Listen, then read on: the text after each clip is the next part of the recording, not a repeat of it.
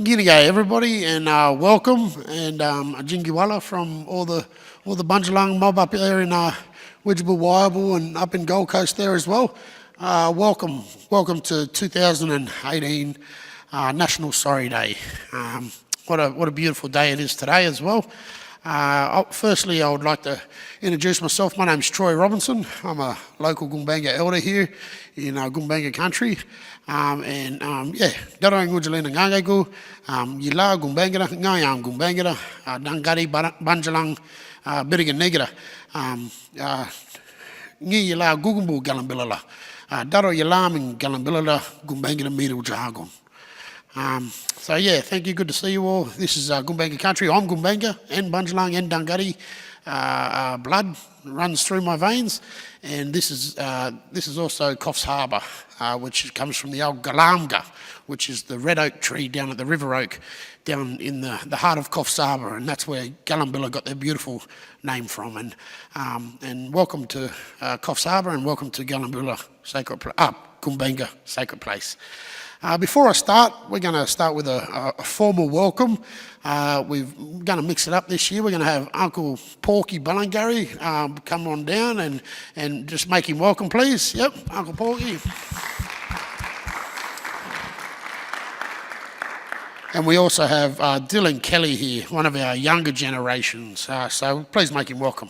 Dylan's a Indigenous knowledge student here at Southern Cross University, and firstly I'll start with Uncle to give a welcome from a local elder. Eh? Here we go. Hi everybody, how are you? And you're probably wondering why he calls me Porky. I've been called that since I was that big. So and it's stuck with me ever since, because when I was first born, my hair stood up like a porcupine, and my Uncle Eric gave it to me, and I was very proud of it, and I'm proud to wear the name because of my uncle. He was a gentleman. So I'd like to welcome you all here today to the Gumbaynggirr Nation, and for all the other people who are gathered everywhere else around Australia on this very special day. Thank you. Thanks, Unky. And give him a clap. And Dylan's going to do us one in language.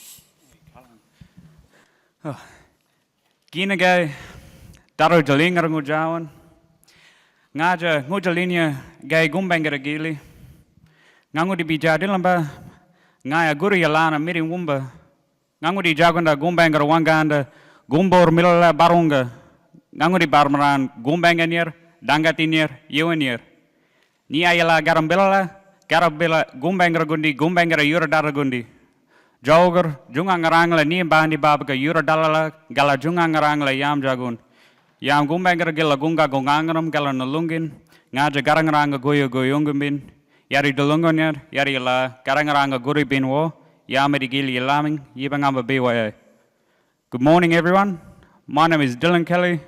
I'm a Gumbaynggirr Dangati and Yuan man from the place of the cabbage palm in Barraville, and the place of the spirits at Yellow Rock near Yarungavir. And my bloodlines come from this country here, the Dangati Nation in Kempsey, and the Yuan Nation of the South Coast. So today, I just want to welcome you all here, but firstly, we pay our respects to the elders of this country, past, present and emerging, and extend those respects to all elders with us today, our dearest Auntie Elaine and Uncle Porky up the top there. And on behalf of the Gumbaynggirr people and the mob here at Southern Cross University, I just want to offer the warmest welcomes, and I hope you have a wonderful day, and just welcome Sorry Day 2018. Thank you. Thank you. Wow, absolutely amazing. And if I could please get everybody up and standing. We've had a dear uncle just pass away, and we celebrated his life last week, and that was Uncle Larry Kelly. And Uncle Larry Kelly's had a lot to do with Ginniby, as well as Southern Cross University and communities all over Gumbaynggirr and Bunjalung country. So if we could have a minute's silence, that would be absolutely amazing, as well as for all our elders past and present. past, that have passed, and to our elders present here today, our future. Thank you.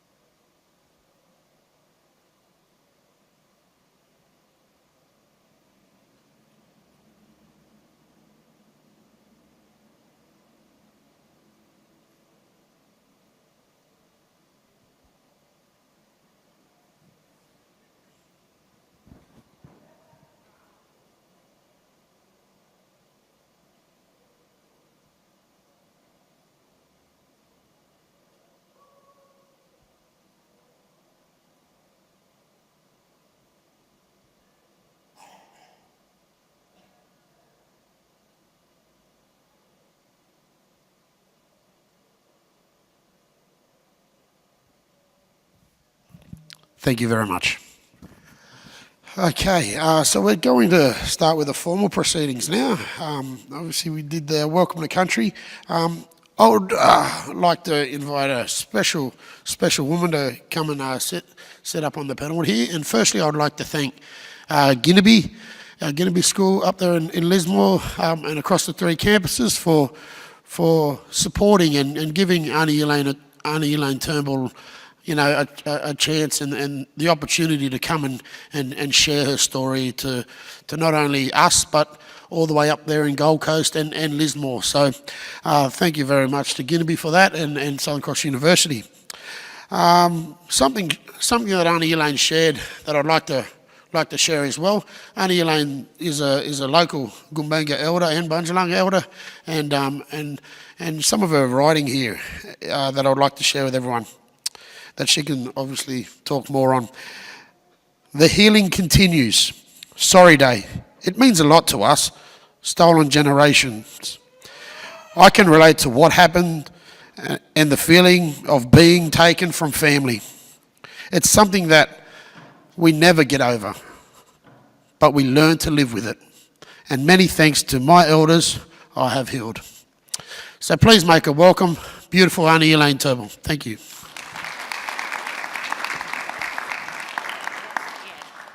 G'day everyone, welcome. And to all in Bundjalung country and up in the Gold Coast, we thank you for your attendance, and very interesting on this beautiful day. National Sorry Day. It is a sad day for a lot of our people.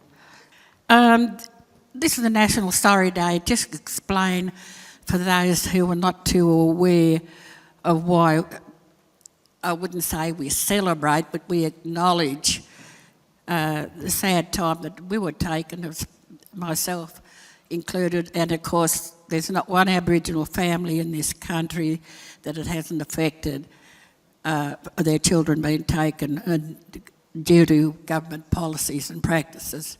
So why we have this sorry day after Kevin Rudd apology in Canberra, which I went down to too. We'll show you on the PowerPoint. But while I wouldn't say celebrate, but why acknowledge Sorry Day is to make sure that we don't continue the stolen generations or our children taken from us. So for you who have beautiful children, please love them and look after them, because what happened to us or what happened to me, it was very traumatic, of course, and thankfully with a lot of healing, we have come through it.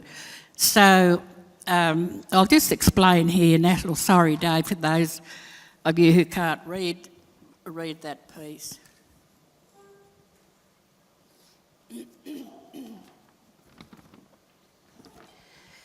And the 5 W's.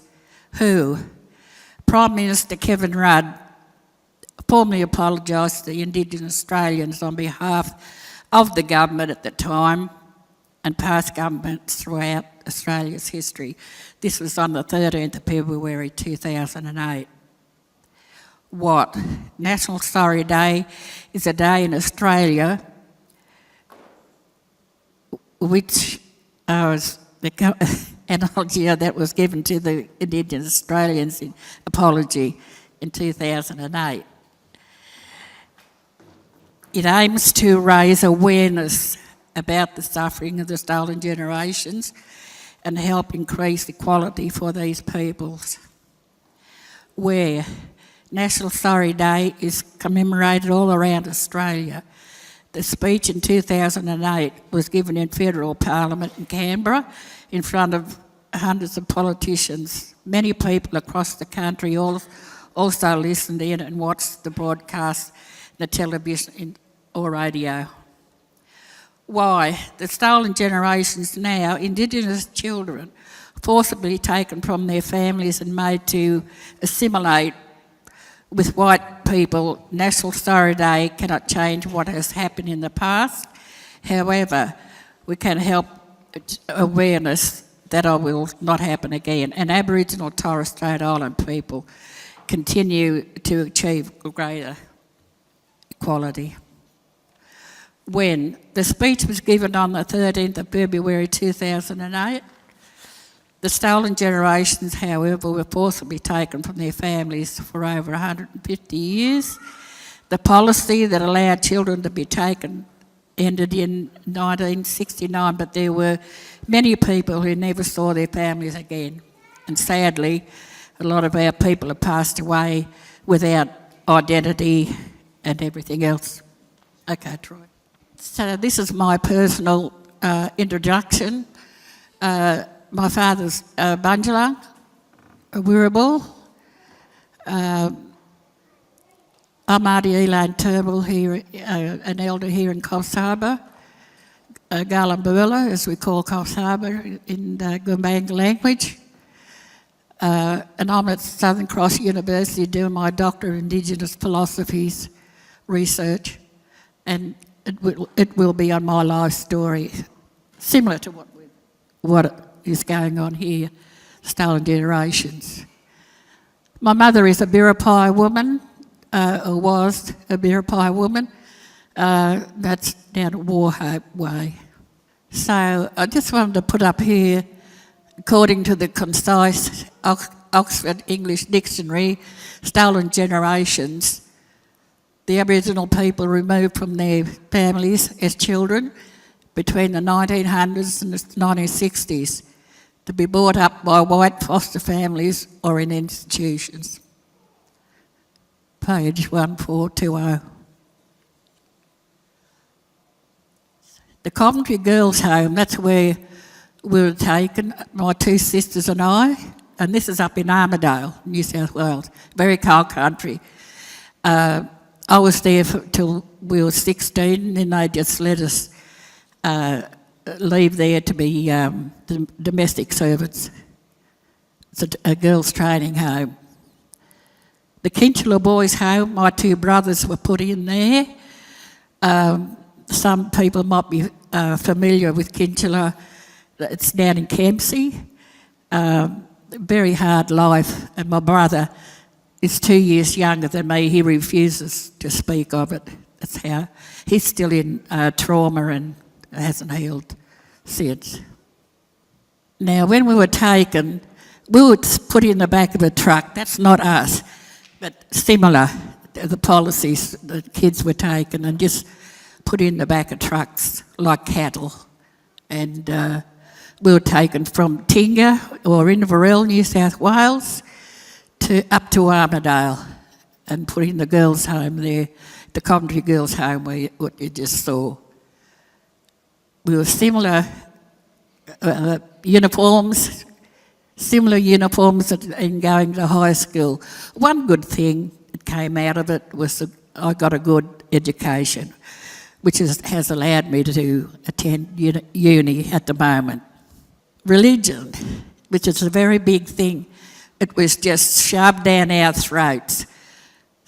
And I just got up here, St Peter's Church of England. I mean, this was every day. Religion was every day. Sunday school, and we had an evening service on Sunday. So wonder why a lot of our people have been turned away from religion, and we've come back to our spiritual way of life. So, yeah, we turned. I mean, I attend weddings or funerals through churches, but I don't attend church at all after practically living in church in Armidale. And as we know, Armidale has churches everywhere and schools, uni. I wanted to mention my sister and my mother, Lorraine Murphy-Williams, who has passed away now, but she was my eldest sister and she was like a mother, and she helped me through the trauma, although she was traumatised herself. And I remember her saying to me, even to this day, because I used to cry and carry on and asked her why this happened to us, where was Mum and Dad? And she said, well, we've got to educate these white fellas that they can't steal us from Mum and Dad. So this is another thing why I am in education. So you can see the Kinchela Boys Home. That was a very hard place. As I said, my brother never speaks about it, and the Kinchela Boys Home was training, as he said, training to be white. In other words, training for not who they were. So, and it's very, what's the word? At the moment, the same Kinchela place is a healing, and of course it's mental health area. So there you go, there's a difference. These are just, I got these online because they affected me so much. This mother on the left, it just tells us what happens, and I always think of my mother when I see that statue, and I know that a lot of our people can connect with that image as well. So very sad, and that's in Victoria too, by the way. The other one is the same mother, Aboriginal mother with her children, and it's interesting. There's an angel, a black angel, on the top, guarding them. So very powerful images. This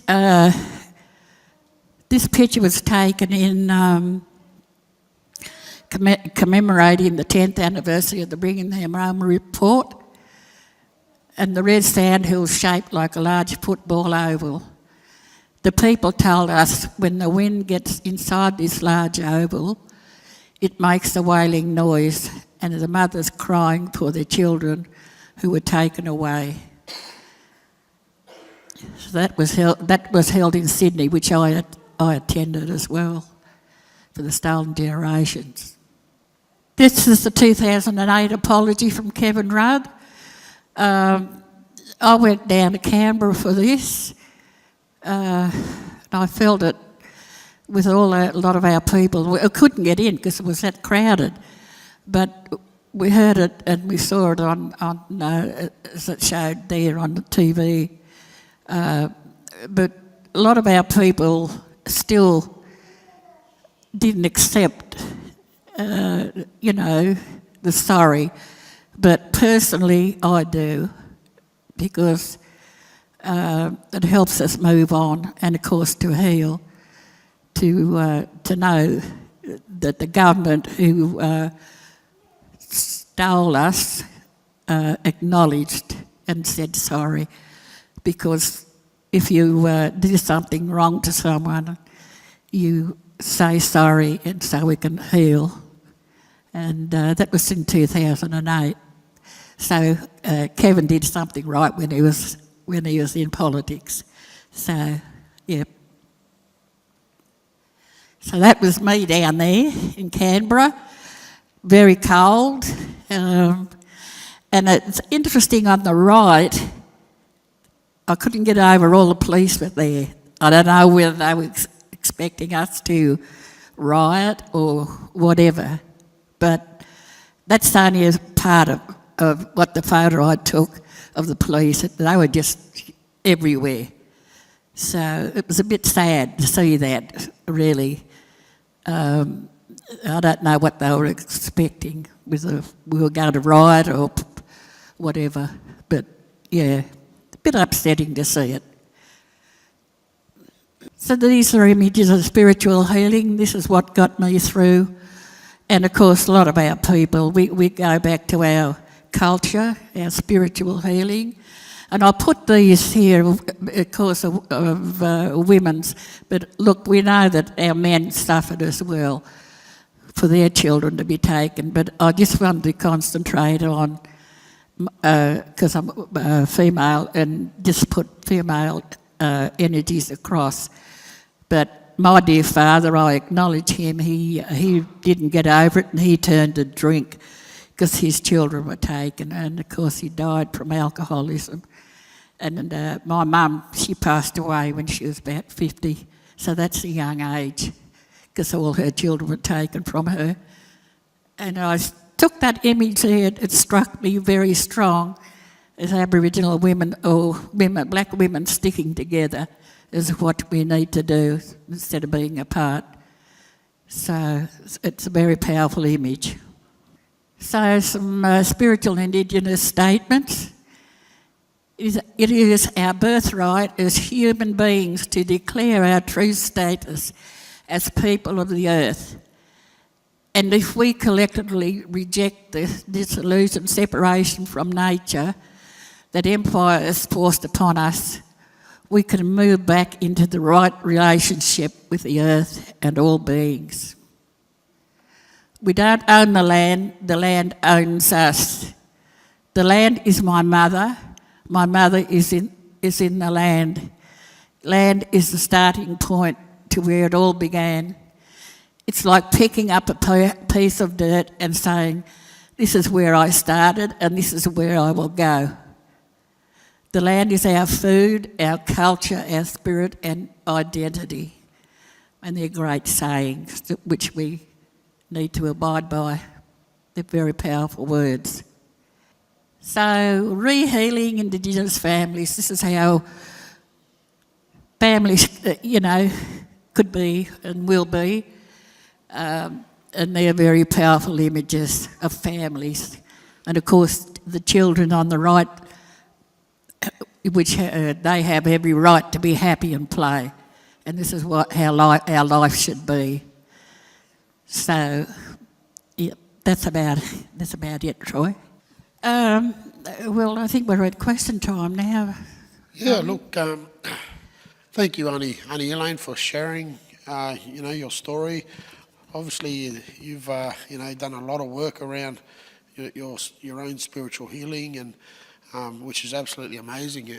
And I guess we've got a lot of young people here today, studying, and that some don't know about what happened. Some, or they might know what happened, but just don't know what went on. I think I was sitting in Parliament House when we did the language legislation, and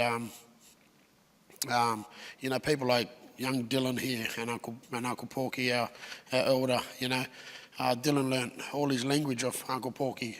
Back then we weren't able to learn any of our language. And I think there was an old man that was in Parliament House, and he just literally broke down when one of the ministers was talking about who had been there from day dot, and talking about these stories that he heard of our children getting tied to trees because they were, I just want to add, now that we're talking about language, I was 7 years old when my two sisters and I were put in the girls' home. We spoke Bundjalung, Dad's language, fluently, but every time we spoke it, we were knocked to the ground, and we were told, we only speak English here. So sadly, never spoke Bundjalung again. And we'd like to open up the floor as well. If our elders would like to come up, take a seat. We've got a couple of spare chairs here, and and if they can not answer the phone, that'll be deadly. Uncle Martin Ballingarry, that is up there, I'll just let you all know. He's very famous for it. No, look, if anybody, even up in Gold Coast as well as Lismore, if you've got any questions for Auntie Elaine, she'll be so happy to answer them. And especially you young mob in here. I don't mean to put you all on show, but we absolutely love having you here. And thank you very much for coming. But if you have any questions for Auntie Elaine, please shoot. Thank you, Arnie, for sharing your story. I just have, how many siblings do you have, and have you been, how many siblings do you have, and have you been reconnected with them all? Yeah, two brothers and two sisters. Yeah, but my brothers, one was nearly 16, so he was there till he turned he was 15, and then he turned 16. They don't keep us in the homes at that time. This was 1952. Yeah, and two sisters. One, the two older. They sadly passed on now. So yeah. Thank you. Hi, my name is Farley. I was just wondering, how did you start your healing after all that trauma that you faced? Well, really, it started with my older sister. Now, I was 9, she was about 11. But Dad, our father, was very political, and he drummed it into her head what the politics were at the time. And what sticks in my head now is I said to her, why is this happening to us? Where's Mum and Dad? Don't they want us and all this? As a young kid at the time, and I used to cling to my older sister, and she said, well, we've got to be educated and just teach white people that they can't take us from Mum and Dad. So this is why I'm in education, and that is a big healing process for me. Thank you. Thank you, Elaine. You mentioned your brother who refuses to talk about his experiences. Do you see any chance that he'll speak about it one day, like what's involved in his healing process? Do you think that he's engaging in that, and what's involved in his own healing process? Thank you for the question. No, my brother, he's 2 years older, 2 years younger than I, and if anyone's familiar with Kempsey, it was a training home, what we showed up on the picture there, that were very cruel to the boys. And as I said, he never talks about it because sadly he hasn't healed, and he refuses to speak about it. He lives in Sydney, so he's not up here in Coffs Harbour. He visits, but and I've asked him, and he wouldn't get married. And I asked him one day why he didn't get married, and he said, well, if I have children, the government going to take them from me. So he's still a single man, very hurt and very in trauma. So, yeah. Thank you, Arnie. Thank you. Thank you. I just got one question down in Coffs Harbour here. Just say your name. My name's Iris, and I'd like to acknowledge the elders past and present. What can we do as white Australians to help make up for what has happened in the past? Thank you. Well, to support us, and of course, make your governments aware of what policies and that they are making, because this is what allowed us to be just taken without, any recourse from our parents. And of course, to know what the politics and that's about, a lot of people can't stand politics, but they are the people that affect us all. So we need to be well aware and, just make sure what policies they are passing for us to live under. And if we're aware, and we love our kids, of course, we all do, we need to make sure that they are still with us because that's what happened to our people. You know, kids were just taken. Thank you.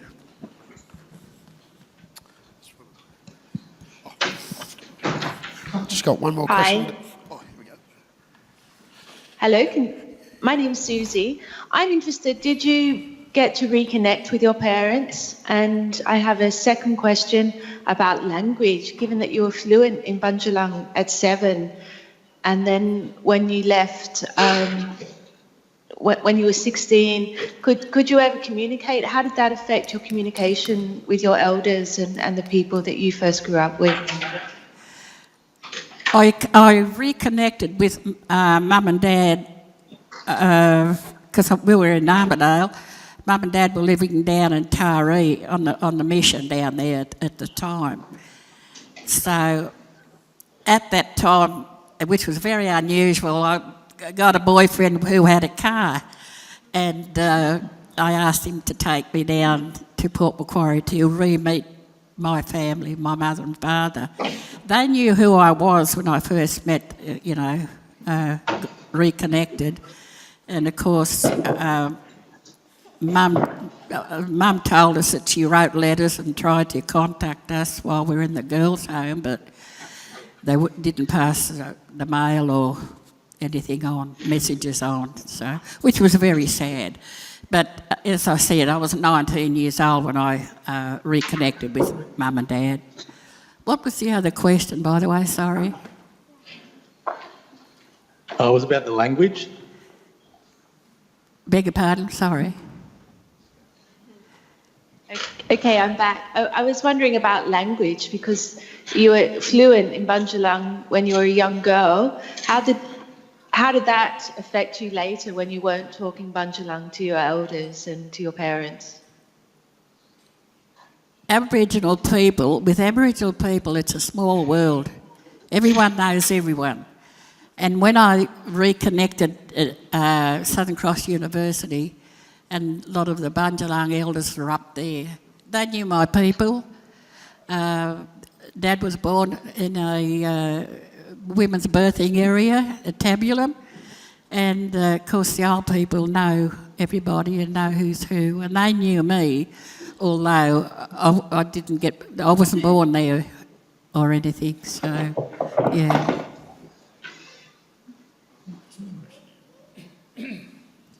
Oh, sorry.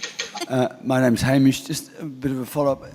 Is there any, in terms of policy, are children still being taken away?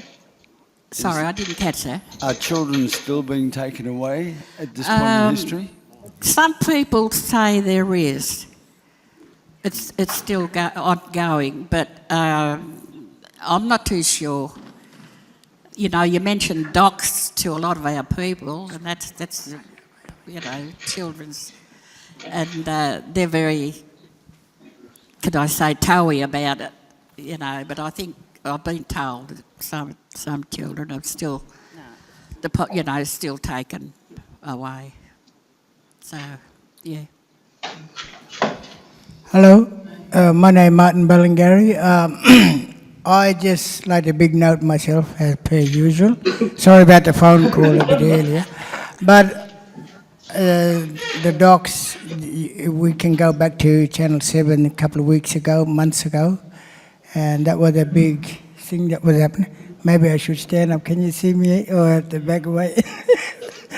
I think,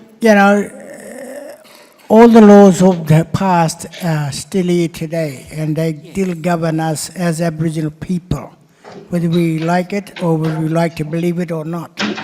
It's still here, the Section 16A brackets, etc. Section 14.1C. I mean, I'm just quoting some of them from the docs, okay? And that's only docs only. But we can hear Auntie talking about her growing up and being taken away. I had a kid that was on a mission, Barrel, and I seen all that happen. We were scared, we was all traumatized. this word traumatized. We are still traumatized today, regardless. In every aspect, retrospect, whatever, we are still traumatized today. I mean, there's a lot of other white kids that have been taken away too. I've seen an elder that come back, and he still has not identified himself. His family have turned him away completely. He was an elder, senior elder, in his older age, and he has not recovered from that. But I support him right throughout his days coming back here, finding out who he was and is. And I support him right throughout all that period. But I was one of the kids on the Barrable Mission. I've seen a lot about boys, young fellas in the early 70s up into the 60s, 60s to 70s. This all went on, you know. Kinchela Boys was open right up until what? Anybody know? 74, 70 something? 74, you know. That's a long time for an institution to be open. And for the healing process to happen, it's going to take 10 times that time, you know. Mentally, we are human. Our brains get affected. But I'm still traumatized by seeing the little kids when Mr. Norman, he was a welfare officer at the time, he came and with the police. And not only that, the police took actions as well. They shot our pets in front of us. Our pets, you know. And that traumatized me. And I'm still traumatized by I don't even own a pet today. I won't even have a pet dog no more because of that traumatization. And I seen my nephews, a lot of them, bunch of them being taken away to what you call them place there? Kinchela boys. A lot of them boys from Barrable was taken over there too, you know.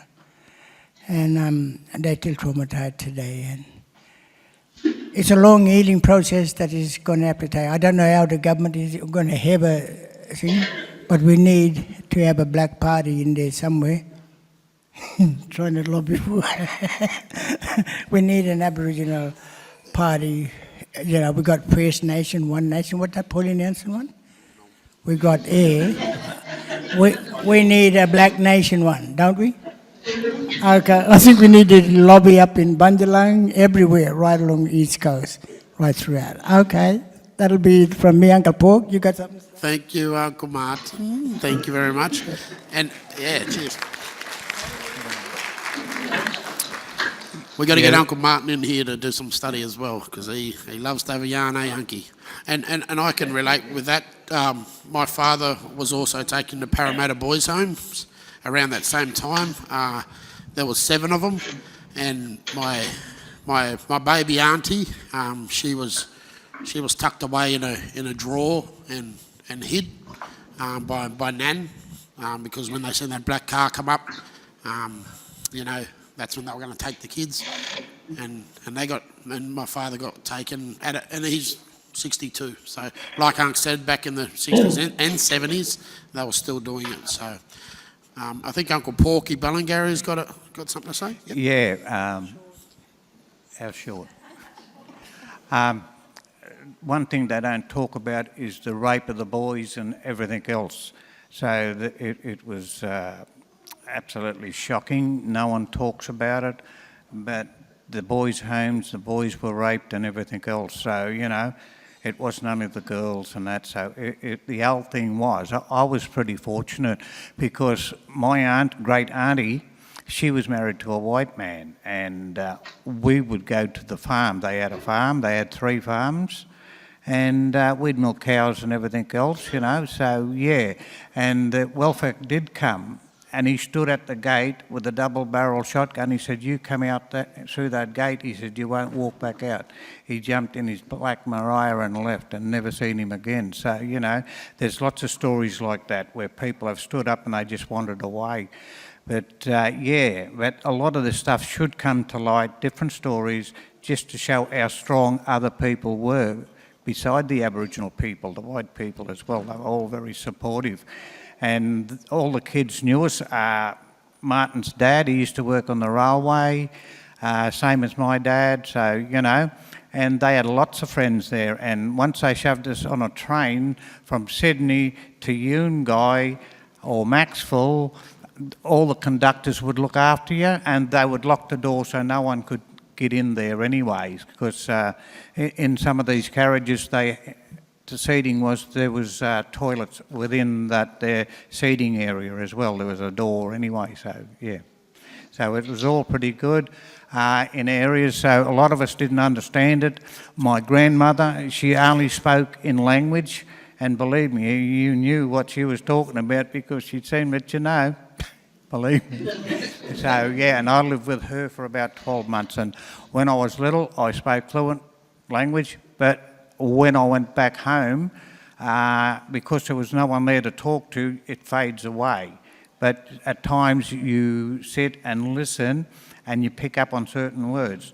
So a lot of the old fellas would speak about 7 languages because of communication. That was even to the tablelands and that up in Armidale and that. So it was amazing how much language was spoke. A lot of it went underground and it was still alive, and especially in Kempsey it went right underground. So yeah, so it was amazing. And well, going back a few years now, you sit down and talk to a lot of the old fellas and they'd tell you, but only men only they would talk to. So yeah, in what happened, and talked about language and everything else, and they'd tell you certain things and they'll say don't let it go no further because it's got to be put to rest. Okay, thank you. Thank you. Thank you, Uncle. Yeah, there was a lot of terrible stories, very traumatic, of when the government were taking kids. Mothers and fathers hid their kids. We hear that they were buried their kids, hid them in the trees, up the trees, anywhere where the government couldn't just take them. And they did that over not only the once, but all the time when they knew what was happening. But sadly, eventually they did get most of the kids. I just want to add as well, in this girls' home where I was, there were us 3, this is in 1952, there was us 3 Koori kids, my sister and 2 other ones, and the rest were white girls. Now, they used to pair us up because of the age, and I had a good friend, a white girl, and I always used to ask her where she was from and, you know, what her name was and everything, but we were good friends. She said to me, and it sticks in my mind today, she doesn't remember who she was, where she came from, and she had 2 brothers. And learning of the politics, when I left that girls' home and learning the politics, these were girls that were taken from the British Isles, put on the train, put on the boats, brought out here to Australia to repopulate Australia, because this was after the Second World War. So a lot of these girls were like us, stolen generations, but these were white girls. And we were sisters because we all grew up together. So it's very sad that they got an apology as well, and so it should have been. Because, I mean, the same thing. They were told they didn't have parents or families or anything over in England, which was a big lie.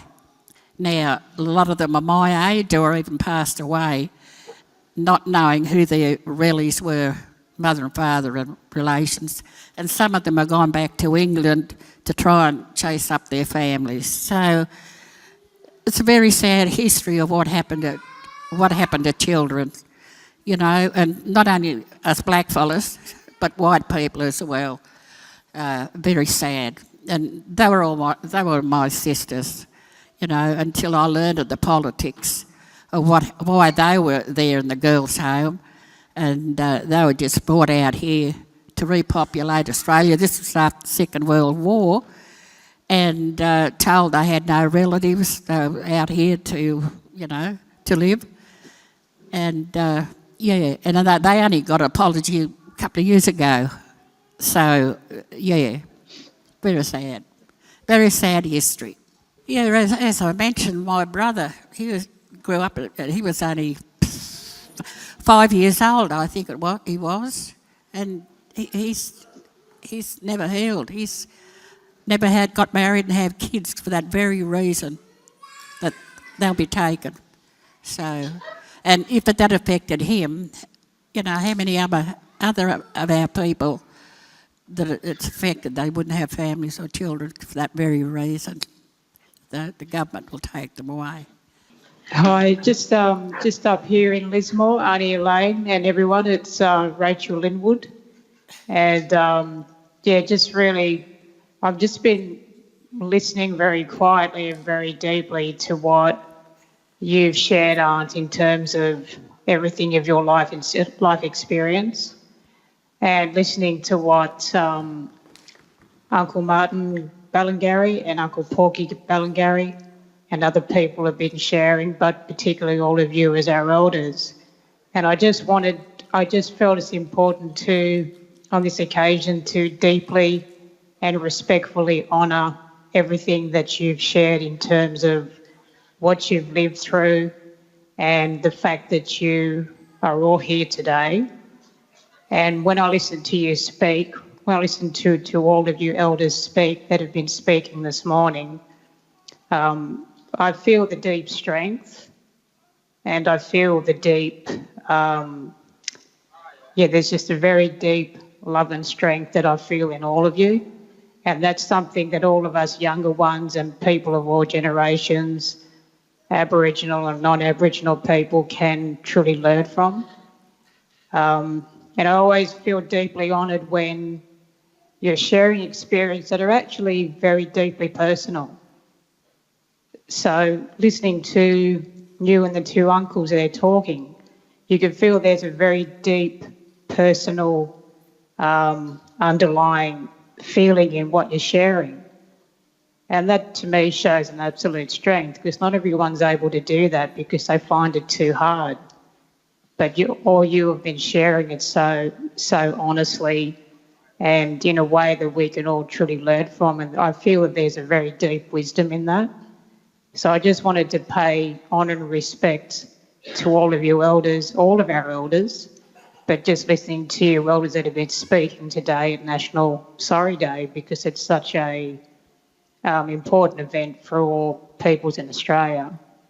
So thank you. I've just been really enjoying it, and just you and the uncles there and their sharing, just really, really beautiful, really solid, and we can all learn from you all. Thank you.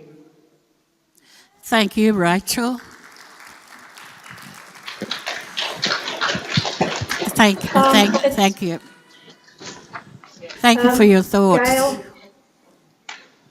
Hi, Auntie, it's Gail here from the Gold Coast campus.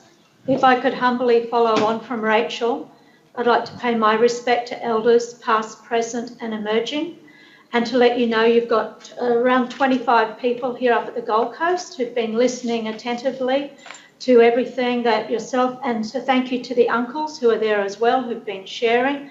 And I just wanted to give people at the Gold Coast an opportunity, if anybody has a comment or a question that they would like to share with Coffs Harbour and Lismore. Thank the you. Microphones are open. Anybody here like to say anything? I'd like to make a comment. This is Shay, Auntie Elaine, up on the Gold Coast.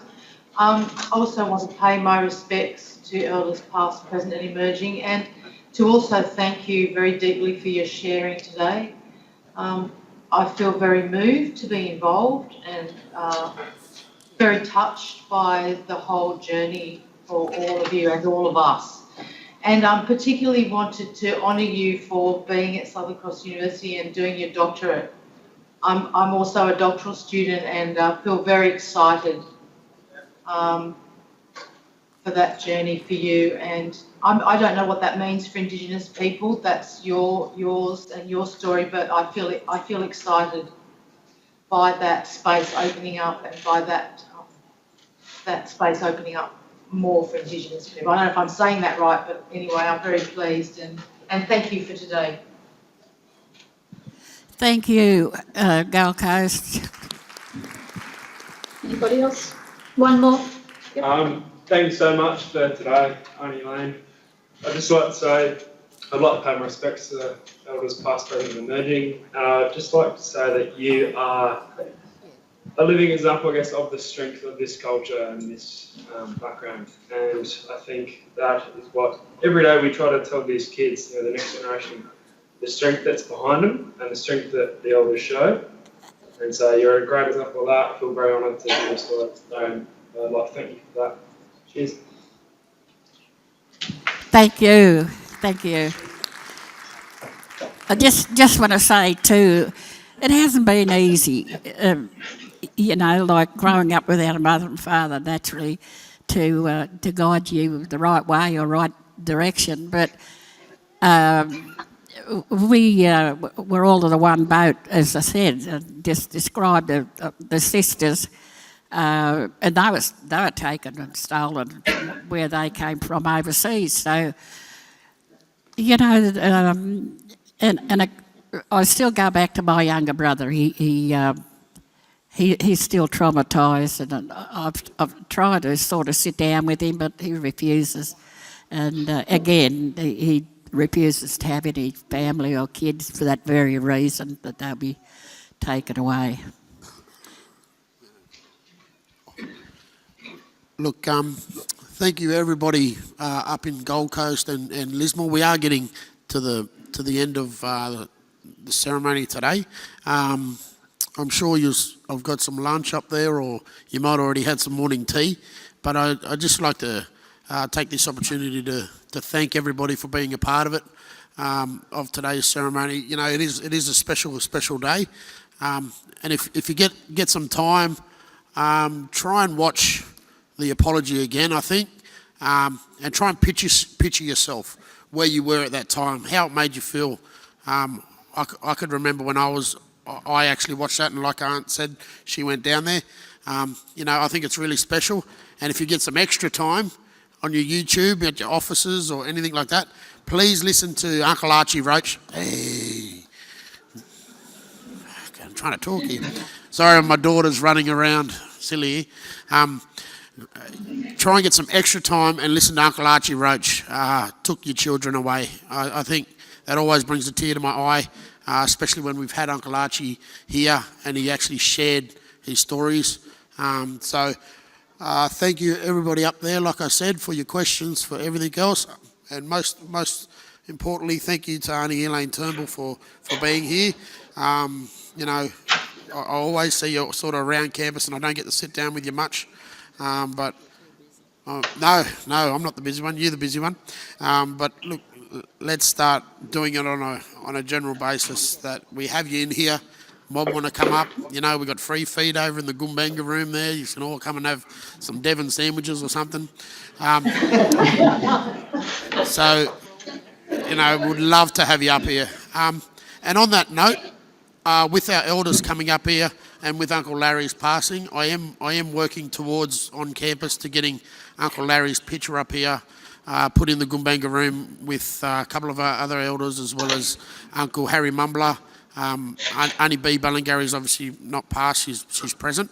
And I would love to have a picture of Auntie Elaine, here as well, that we could honour past, present and future elders in the Goombanga room over there. Oh, and then who sit around the conference table are our future, obviously. So that's what I want to sort of honour over in the Goombanga room. So thank you once again for your story. Uncle Rod's just going to take the microphone off me here. But can I get our elders that also spoke, just so you can have a look up there of Uncle Martin? I'm sure he loves being on camera. And Uncle Porky. No, do you just want to come and sit down here, please? Just so they can see you. And Uncle Rod's just going to talk about next week. Okay, thanks everyone. I'm a lecturer here with Kinnaby, Rod Williams, and here we are. Uncle Martin, Uncle Porgy, and Auntie Elaine. Look, I'd like to say it's been a great event, Aunt, and I think it's important that these stories get told. And I know you can't see the Coffs Harbour crowd, but amongst our crowd we've got students from Jetty High. So we've got the young ones in here as well that teachers have taken their time to bring those students in to listen to this story as well. So, you know, I think these are the sort of events that Ginnaby will continue to hold, and it's all about the education process and allowing those people who experienced that to actually tell their own story, not just the story that we read out of the books or the stories that lecturers like me might present, to actually hear it from the people themselves. And Uncle Porgy was here on Saturday, engaging with students, and our Deputy Mayor here, very prominent man, and Auntie Elaine, who's, yeah, come up from Buckhead. Great event. Yeah, like I said, so yeah, you'll be fed, yes, bush duck, Uncle Martin. So thank you, everybody. Let's give Auntie and Uncles a hand, hey, once again. Thank you.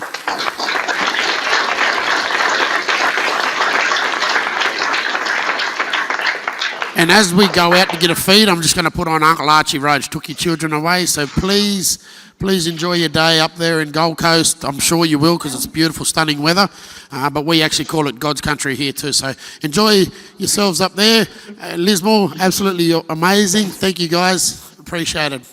Yada yarang means goodbye in our language. Yada yarang.